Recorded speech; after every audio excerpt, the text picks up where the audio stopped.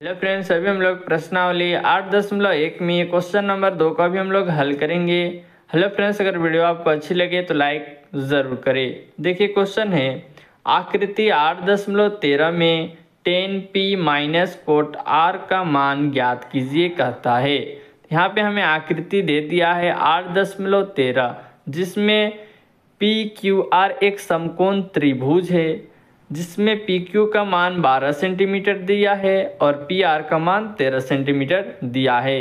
QR का मान हमें ज्ञात करना है, तो इसे हम कैसे ज्ञात करते हैं? पाइथागोरस प्रमेय का प्रयोग करके PQR का मान को ज्ञात करना है। उसके बाद 10p का मान को ज्ञात करना है और कोट R का मान को ज्ञात करना है। दोनों का मान को फिर क्या करना है? घटा देना है, हमारा आंसर आ जाएगा। तो चलिए क्वेश्चन को हल करते हैं। लिखेंगे समकोण त्रिभुज PQR R में, किसमें? समकोण त्रिभुज PQR में, जिसमें हमें क्या करना है? QR का मान को ज्ञात करना है। तो ये मान लेते हैं, ये क्या है? ये एक लंब है, ये बड़ा है, तो इसका मतलब ये कर्ण है और QR क्या है? आधार है। तो चलिए आधार को ज्ञात करते हैं। आधार इक्वल टू रूट लगाएंगे, जो बड़ा है उसे लिखेंगे कर्ण, कर्ण का स्क्वायर, छोटा को निकालना जब भी रहे तो माइनस करते हैं, कर्ण का स्क्वायर और लंब का स्क्वायर करेंगे। अब ध्यान से देखिए, कर्ण का मान कितना है? 13 सेंटीमीटर, तो लिखेंगे 13, यहाँ पे स्क्वायर है, स्क्वायर लगा देंगे, माइनस का साइन लगाएंगे। उसके बाद लंब का मान कितना है? तो 12, 12 का स्क्वायर। अब देखें 13 का स्क्वायर कितना होता है? 169 होता है, तो लिखेंगे 169 माइनस 12 के स्क्वायर 144 होता है। अब देखें रूट को लगाना है। उसके बाद 4 में 9 घटेगा तो कितना बचेगा? 5 बचेगा। 4 में 6 घटेगा तो कितना बचेगा? 2 बचेगा। 1 में 1 घटेगा तो 0 बचेगा। तो अब देखिए रूट को 25 से हटाना है। 25 में जो रूट लगा हुआ है उसे हटाएंगे तो कितना बचेगा? 5 बचेगा। अब को रूट तो हटाना आता होगा।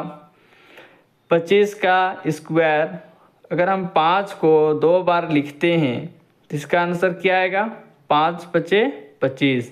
जिसका एक पेयर बनता है उसे रूट से हटा दिया जाता है। अगर हम इसका अभाज्य गुणनखंड करते तो इसका पेयर इस प्रकार से बनता, 5 और 5 का, तो क्या होता?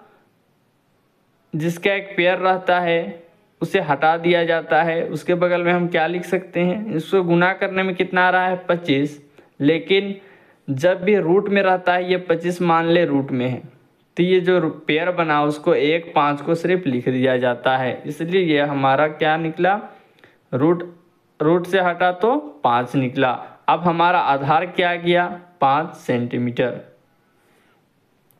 अब देखिए हमें 10p माइनस कोट R का मान को ज्ञात करना है। तो पहले हम क्या करेंगे? 10p का मान ज्ञात करेंगे। तो लिखेंगे तो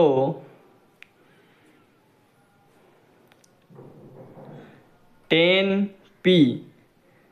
अब देखिए 10 का मान क्या होता है, तो मैं बेसिक में आपको ले जाना चाहता हूँ, क्योंकि आपको ज़्यादा सोचने की ज़रूरत ना पड़े, आप आसानी से इसे हल कर पाएँ। तो एक फॉर्मूला आप इसे एक ट्रिक मान सकते हैं। लाल कक्का का याद रखना, ये आपको हमेशा काम देगा।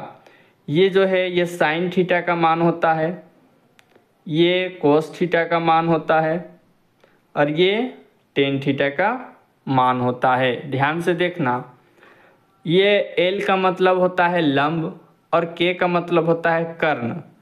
ए का मतलब होता है आधार और के का मतलब होता है कर्ण, एल का मतलब होता है लंब और ए का मतलब होता है आधार। मकसद है आपको समझाना। वीडियो अगर अच्छी लगती है तो लाइक और सब्सक्राइब करके ही जाना।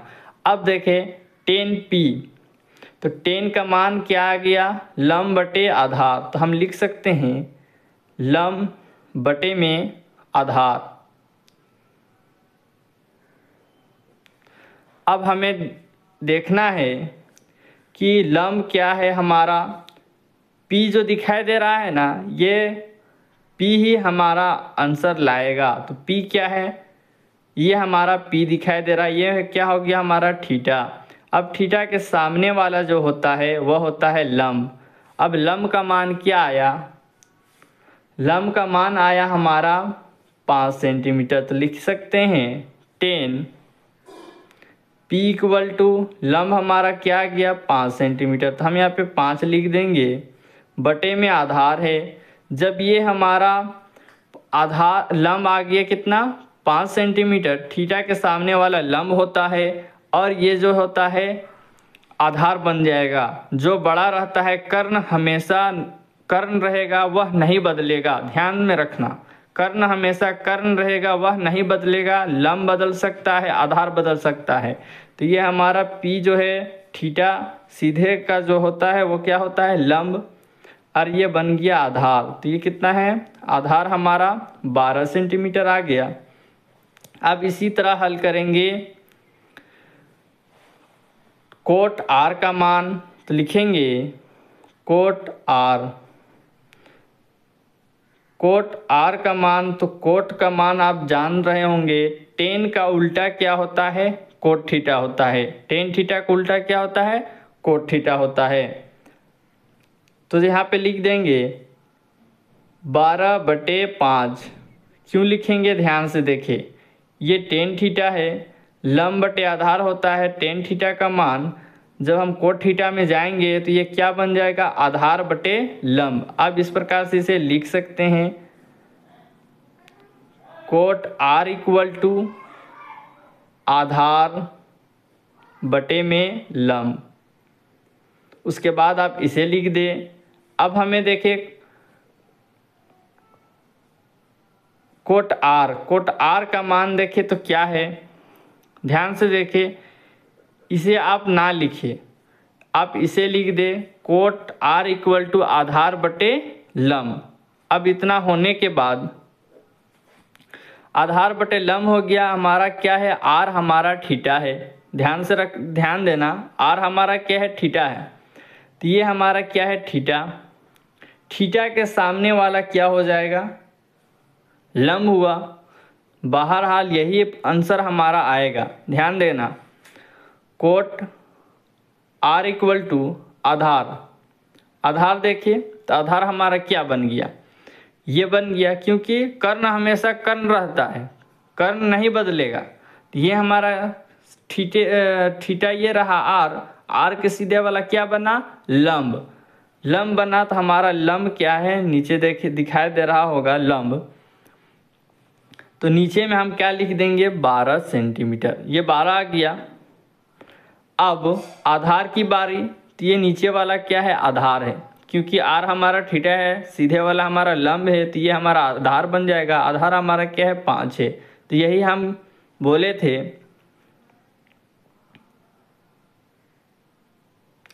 अब ध्यान से देखिए, तो ये थोड़ा गलत हो गया, यहाँ पे देखिए R हमारा क्या आ गया, आधार हमारा 5 है और लंब हमारा क्या है 12। अब इसमें करना क्या है, 10p माइनस कोट R, ये हमें घटाना है। 10p माइनस कोट R का मान को घटाना है, तो चलिए घटाते हैं। 10p का मान कितना है, तो लिख देंगे 5/12, माइनस है, माइनस का साइन को लगा देना है। कोट R का मान क्या है 5/12। अब इक्वल में देखिए 12 का ये क्या है भिन्न में है, तो इन दोनों का क्या होगा, एलसीएम होगा नीचे वाली संख्या का, तो क्या आ जाएगा 12 आ जाएगा। 12 से नीचे भी 12 है, तो जब 12 में 12 लाने की कोशिश करेंगे तो कितने बार में आएगा, एक बार में, इसलिए 5 लिख देंगे। माइनस से माइनस 12 के टेबल में जो एलसीएम की उतना कई बार में आता है, एक बार में, इसलिए 5 को 1 से गुना करेंगे तो 5 ही आएगा, इसलिए यहाँ पर भी 5 लिख देंगे। अब देखिए 5 में -5 करेंगे तो 0 आ जाएगा, नीचे क्या 12। अब जब भी इसे हम भाग देंगे तो इसका मान क्या आ जाएगा, 0। तो ये हो जाएगा हमारा आंसर। हेलो फ्रेंड्स, अगर वीडियो आपको अच्छी लगी तो लाइक और सब्सक्राइब जरूर करें, क्योंकि आने वाला नोटिफिकेशन सही समय पर मिलती रहे।